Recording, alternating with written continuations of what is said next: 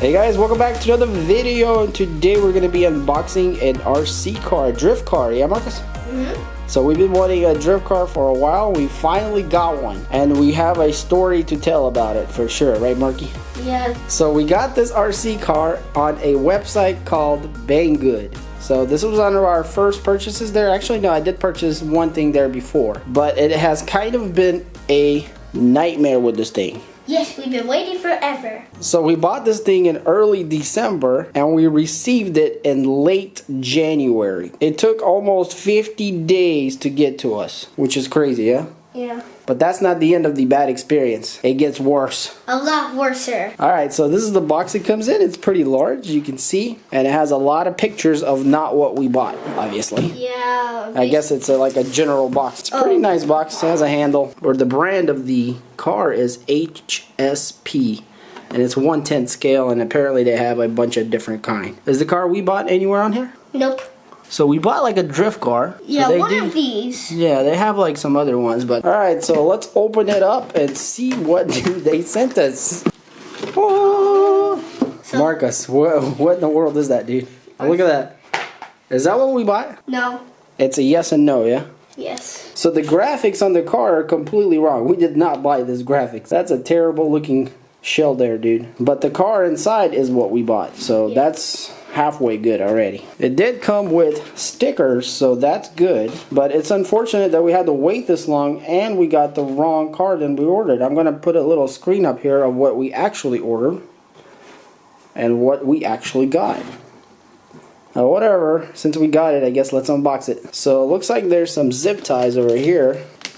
So this is a 2.4 gigahertz remote. And it's pretty large on the hand.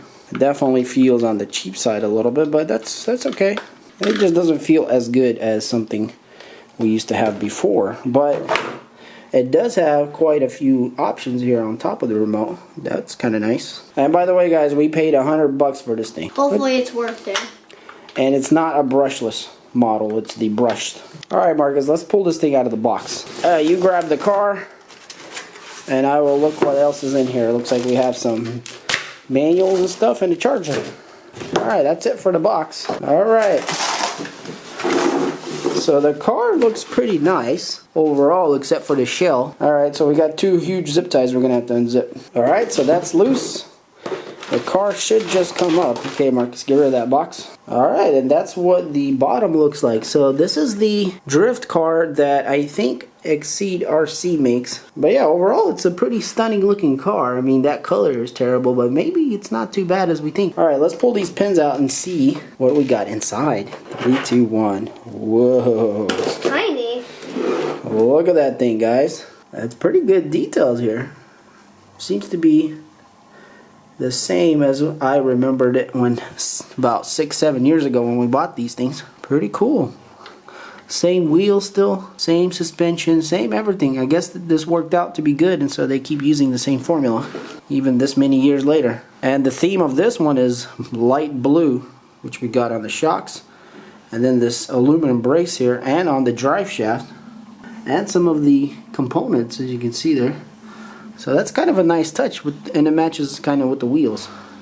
Pretty cool. Here's our motor here. I think it's called 540 brushed motor, something like that. So here we have a controller with some kind of heat sink on top, so that's good, but no fan. But I guess it doesn't need one. And then we have the receiver here. And then we have a server that controls our steering. And that's it. Pretty simple. And it is obviously all-wheel drive.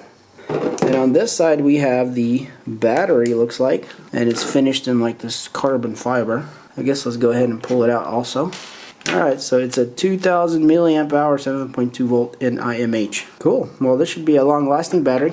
So they kind of put you a little warning here: if you use anything bigger than 7.2, you might mess up the controller there, the electronic speed controller. Because I remember back in the day I used to use LiPo batteries, a 7.4 volt on this setup, and they worked perfect. So we still might do that anyways later on as we upgrade. Alright Marcus, so I think the first thing we need to do is charge this battery. What do you think? Because there's no way we can play. We got to get this thing fully charged.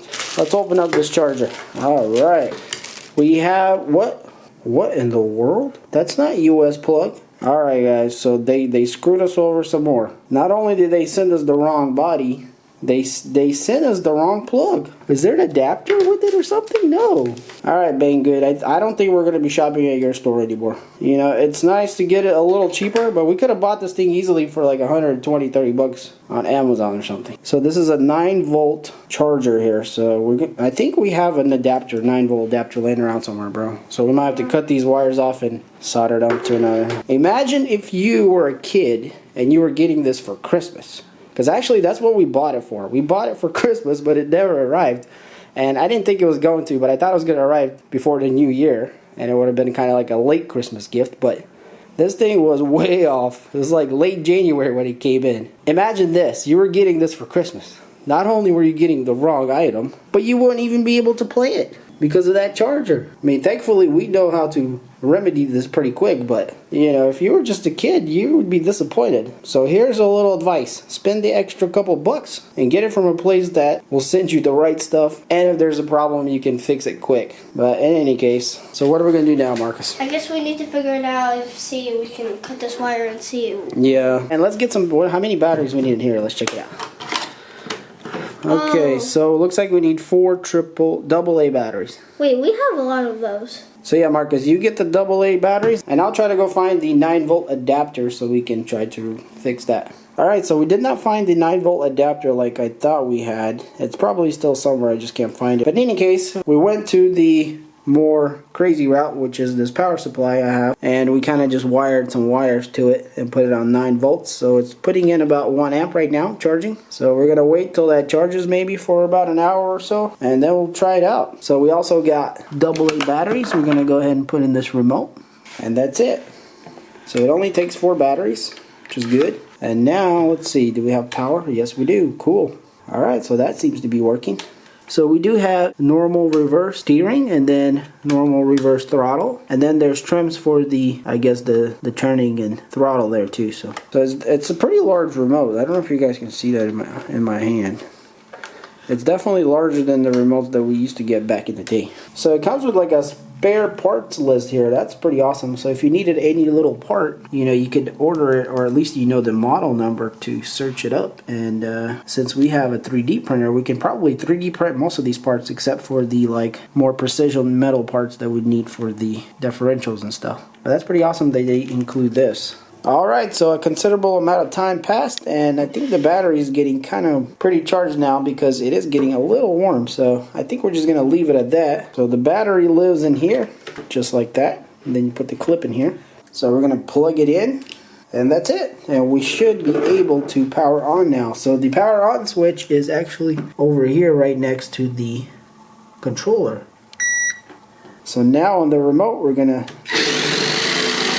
I guess we had one of our trims here completely one way, and that made the car go crazy right away. So I balanced them out. Looks like pointing this way is medium. So it should be working now. Let's see. Whoa, whoa, whoa, whoa. Definitely not a good place to try it here on the desk, but let's see if it turns. Alright, it's turning. That's good. So it looks like it's going forward and backward. So the car looks like it's functioning, so that's good. So I guess overall it could be a good little car here. The only thing is that we need to figure out our charger.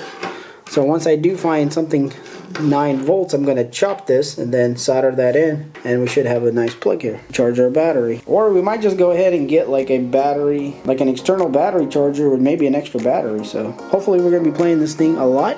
So let's put this thing together, Marcus, and give it a little test spin. Alright.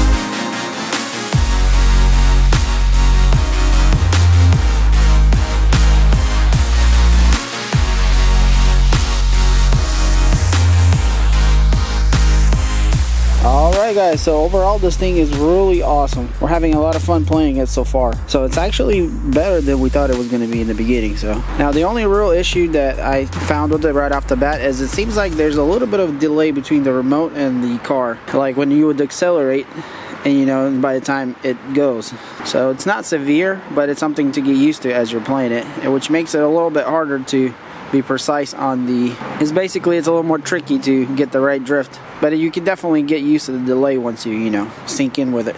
So overall it's been really fun. As you can see, we got quite a few scuffs there already with the kids playing it, but it's not too bad. And what we did is, I don't know if you notice here, we went ahead and lowered the body about 2 notches there. So first of all, it looks so much cooler now. It is kind of low to the ground, but it's fine for drifting, but it just gives it a much better stance. And another thing we had to do, which in the beginning was a little tricky until we figured out that these wheels here were concaved in like this too much. So as you can see here on the wheel, it was wearing out the outside but not the inside.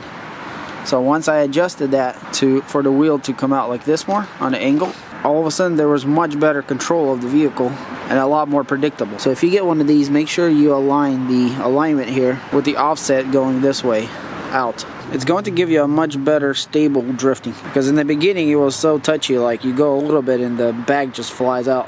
But yeah guys, it's pretty awesome. I mean, this color is, you know, not too horrible now that we're playing with it. Honestly, I think we'd be okay with it if it was just these flames in the color, but I think the part that we dislike a lot was these little designs, but we can cover that up or do something with it.